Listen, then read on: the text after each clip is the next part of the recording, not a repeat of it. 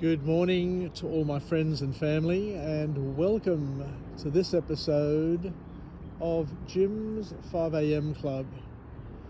What I'd love to do on this crisp Sydney winter's morning, it's bound to be a spectacular winter's day once the sun comes out, is go through a book, and the title of this book is The Math of Life and Death, a book that was published on the 7th of January 2020 by an author named Yates.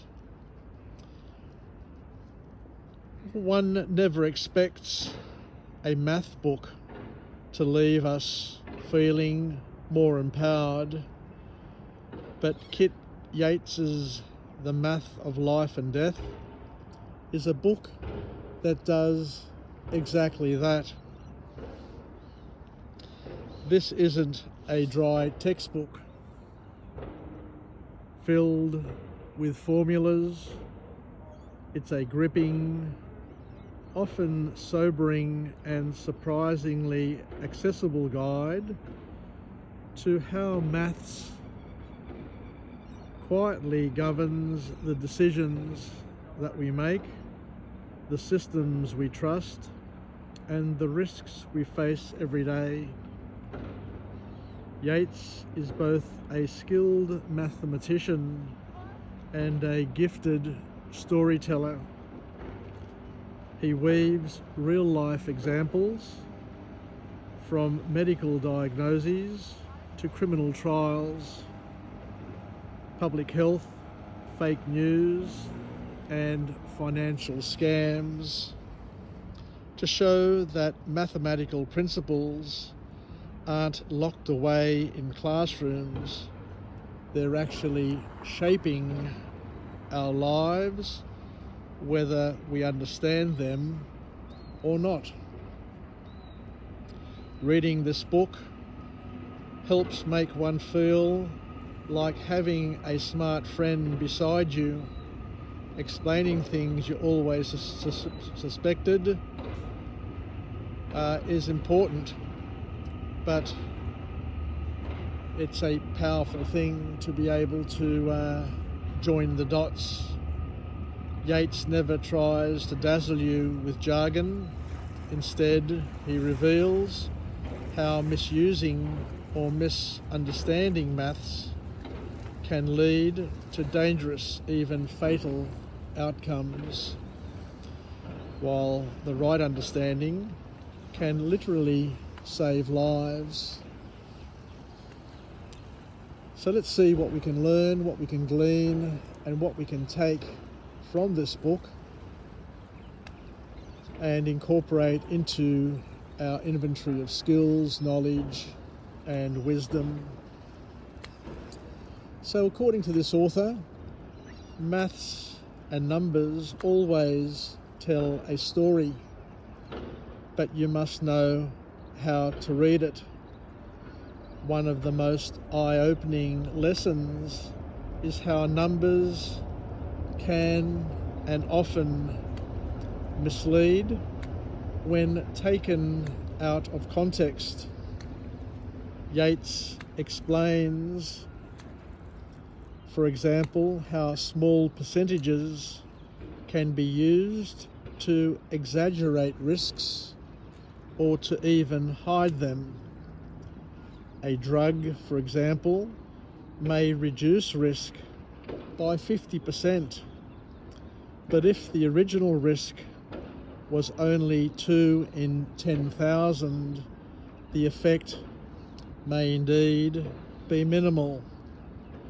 This teaches us to always ask, what do these numbers really mean? And another key point is that numbers are always relative as well. One number on its own doesn't mean all that much. You need to have a few numbers in order to piece together the full picture. So the lesson from this book on this point is that don't just read numbers.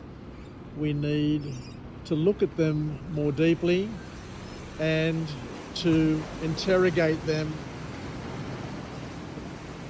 The author also talks about exponential growth as being a powerful concept, and it can also be dangerous if ignored. Yates dives into how exponential growth can be a powerful function, particularly in epidemics like COVID-19 that we just experienced a few years ago. The key takeaway here is something small and seemingly insignificant can escalate quite rapidly. Understanding this helps save people because early action matters in everything from virus spreading to financial debt. We often underestimate how fast things can grow when each step multiplies. And it's not just theory, it's survival. We look at mathematical errors in medicine and how these can prove to be deadly. In one of the book's most haunting chapters, Yates details how flawed statistics in hospitals and courtrooms have led to wrongful convictions and, sadly, unnecessary deaths. For instance, failing to properly interpret false positive rates in tests can lead to misdiagnosis. This reinforces how critical it is for both doctors and patients to understand basic probability, because math literacy in this sense is a matter of life and death. We move on to talk about probability, and probability isn't intuition, it's actually discipline. Yates emphasizes that we are naturally bad at judging risk. We worry about plane crashes more than car accidents, though the latter are statistically more likely. We buy lottery tickets but fear vaccines. This misalignment between fear and fact is often due to one's poor understanding of probability. Learning to think probabilistically helps us make wiser decisions, especially when the stakes are high and emotions run strong. A powerful point: learning to think probabilistically helps us make wiser decisions, and especially when stakes are high and emotions are running strong.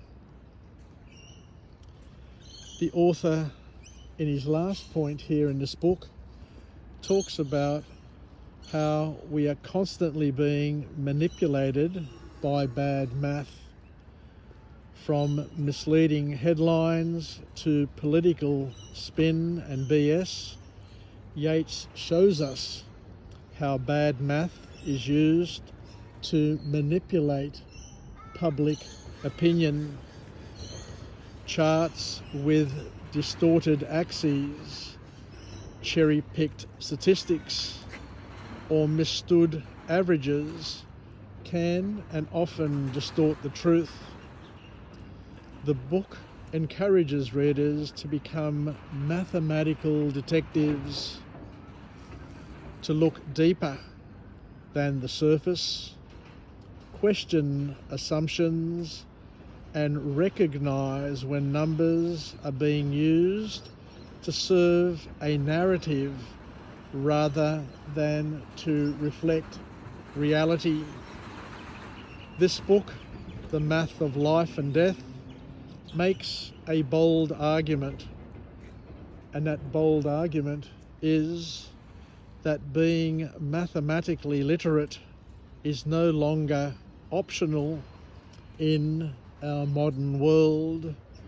Kit Yates doesn't just want us to understand math, he wants us to use it to protect ourselves, make better decisions, and hold powerful systems accountable. Take care, everybody. Wishing you all the best, and bye for now.